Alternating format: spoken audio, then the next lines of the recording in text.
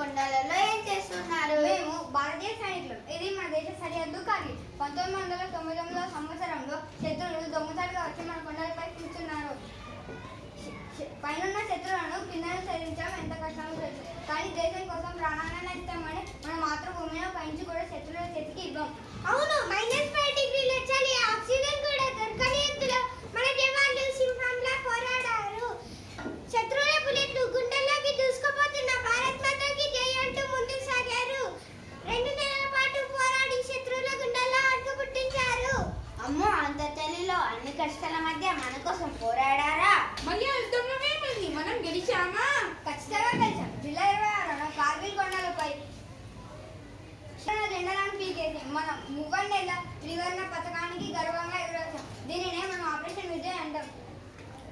ఈ గెలుపు కోసం మన దేశానికి చెందిన 527 మంది వీర జవాన్లు తమ ప్రాణాలను త్యాగం చేసి అమరులయ్యారు. ఇప్పుడు చెప్పు మిత్రమా, మేము సరిహద్దుల్లో ప్రాణాలు పరంగా పెట్టి మిమ్మల్ని కాపాడుతున్నాం. మరి దేశంలో ఒకటే ఉన్న మీరు ఏం చేస్తారు? మరి ఇప్పుడు నాకు అర్థమైంది. దేశభక్తి అంటే కేవలం సరిహద్దుల్లో పోరాడమే కాదు. మేము బాగా చదువుకుంటాం, క్రమశిక్షణతో ఉంటాం, పర్యావరణాన్ని కాపాడుతాం. మీ త్యాగాన్ని ఎప్పటికీ వృధా కానివ్వం. పెద్దయ్యాక మన దేశానికి మంచి పేరు తెస్తాం.